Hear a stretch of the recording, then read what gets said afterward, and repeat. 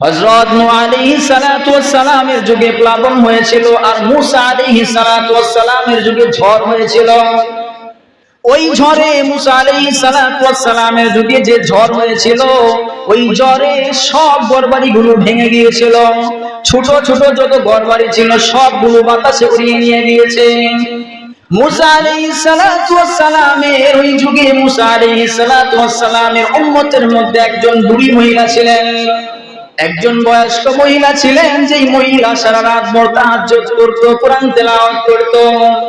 ওই মহিলার কোনো স্বামী নাই, কোনো সন্তান নাই। ওই মহিলা একা একাই ওই ছোট্ট ঘরের মধ্যে থাকতো। ওই মহিলা ওই ছোট্ট ঘরের মধ্যে একা একাই থাকতো। যেদিন এই কাল বৈশাখীর ঝড় হলো, ঝড়ে ওই মহিলার ঘরটা বাতাসে উড়ায় নিয়ে চলে গেল। ওই বুড়ি মহিলা, সে তো নামাজ পড়তো, সে কোনো গুনাহ করতো না, সে কোনো অন্যায় করতো না।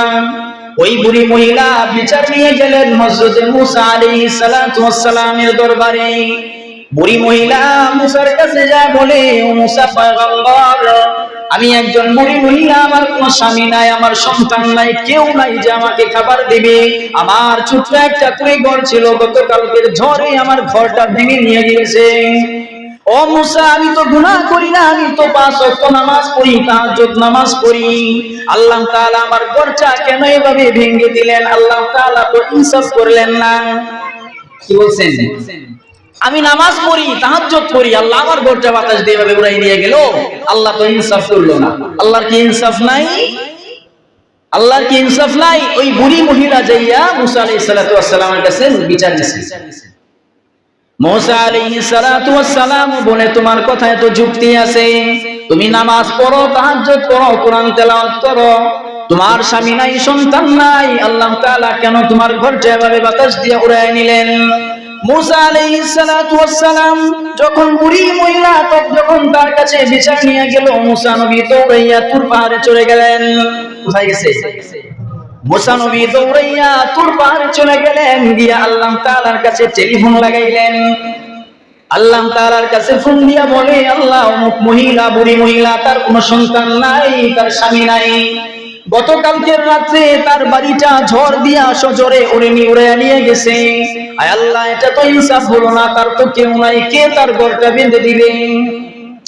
আল্লাহ তাআলা মূসা আলাইহিস সালাতু ওয়াস সালামের কথাগুলো শুনলেন। আল্লাহ তাআলা মূসাকে বললেন, ও মূসা, আমি আসলে কি ইনসাফ করি নাই? মূসা বললেন, না, আপনি তো ইনসাফ করলেন না। আল্লাহ তাআলা বললেন, ও মূসা, আপনি লাইনে থাকেন, আপনি এই ফোনটা কাটেন না। আল্লাহ তাআলা এই দিক দিয়া আল্লাহ তাআলা লাল যে পিপিলিকা গুলো আছে, এই পিপিলিকাগুলোকে আদেশ করলেন, ও পিপিলিকারা, তোমরা যাও, তুর পাহাড়ে চলে যাও। আল্লাহ তাআলা লাল পিপিলিকাগুলোকে তুর পাহাড়ে পাঠিয়ে দিলেন এবং পিপিলিকাগুলোকে আদেশ করলেন, তোমরা মূসা আলাইহিস সালাতু ওয়াস সালামের পায়ের মধ্যে উঠবা, তবে সবাই পায়ের মধ্যে উঠবা না, কয়েকজন পায়ে উঠবা, বাকিরা মাটিতে থাকবা। এরপরে পায়ে ওঠার পরে মূসা আলাইহিস সালাতু ওয়াস সালামের পায়ের মধ্যে কামড় দিবা। আল্লাহ তাআলার আদেশে পিপিলিকা তুর পাহাড়ে চলে গেল, গিয়া মূসা আলাইহিস সালাতু ওয়াস সালামের পায়ের মধ্যে কয়েকটা পিপিলিকা উঠলো, আর বাকি পিপিলিকাগুলো মাটির মধ্যে রয়ে গেছে। যখন পিপিলিকাগুলো পায়ের মধ্যে উঠে, তখন পিপিলিকাগুলো পায়ের মধ্যে উঠে মূসা আলাইহিস সালাতু ওয়াস সালামের পায়ে কামড় বসিয়ে দিল। যখন মূসা নবীর পায়ে পিপিলিকা কামড় দেয়, তখন মূসা নবী এই পিপিলিকার কামড়ে যখন পাটা জ্বলতে শুরু করে দেয়, মূসা নবী ওই পিপিলিকাগুলোকে পা দিয়া সবগুলোকে পিষে মেরে ফেলেন। যেই পিপিলিকাগুলো মূসা নবীর পায়ে উঠেছিল সেইগুলোকেও মারছে, আর যেইগুলো মাটিতে ছিল সেইগুলোকেও মেরে ফেলছে। আল্লাহ মূসাকে ডাক দিয়া বলে, ও মূসা, লাইনে আসোনি? মূসা বলেন, আল্লাহ, এখন ফোন রাখেন, এখন কথা বলার সময় না। কেন?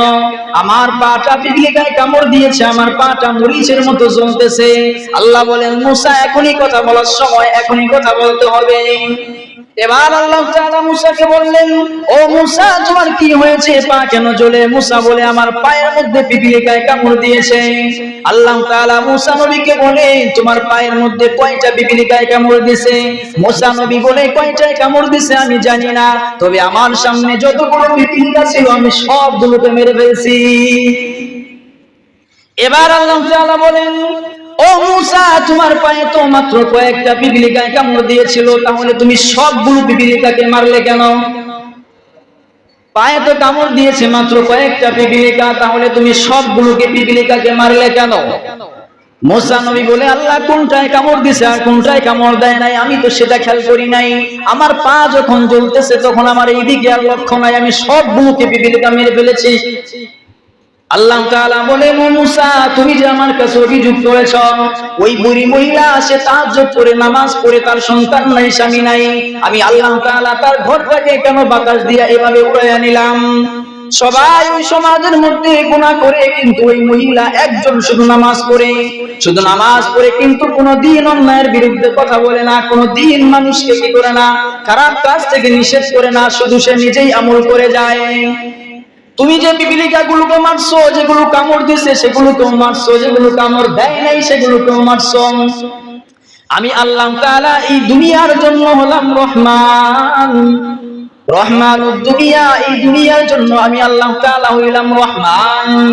এই দুনিয়াতে যে কাফের তাকেও আমি আল্লাহ তাআলা খাওয়াই, যে বেঈমান তাকেও খাওয়াই, যে মুমিন তাকেও খাওয়াই।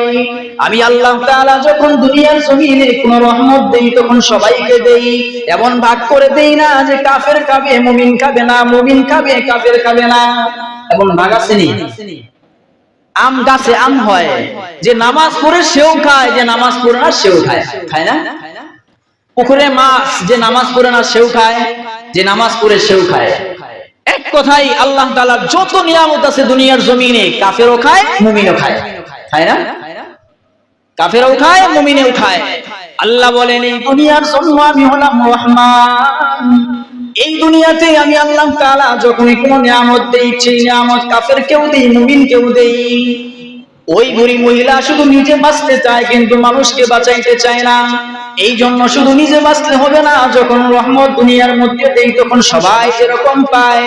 যখন আমি গজব দিব তখন ঠিক এইভাবে সবাইকে পাইতে হবে। শুধু এরকম না যে রহমত দিলাম সবাই ভাগ করে নিয়ে নিল, গজব দিলাম শুধু কাফেররা নিবে মুমিনরা নিবে না, এমন হবে না। তুমি শুধু একা একা নামাজ পড়বা আর মানুষকে খারাপ কাজে বাধা দিবে না, নিষেধ করবা না, নিজে বাইচাই শুধু নিজেই বাঁচতে চাবা, এমন চা হবে না। কারণ এই দুনিয়ার জমিনের জন্য আমি কি রহমান। রহমান মানে হচ্ছে শুধু আল্লাহ তাআলা দুনিয়াতেই কি করবেন, দয়া করবেন। শুধু দুনিয়াতে রহমান মানে হচ্ছে ব্যাপক, রহমান মানে হচ্ছে ব্যাপক, যেখানে মুমিনের জন্য দয়া আছে, কাফেরের জন্য দয়া আছে। মুমিনও ভালো খাবার খাবে, কাফেরও ভালো খাবার খাবে, কারোর জন্য কোনো বাধা নাই।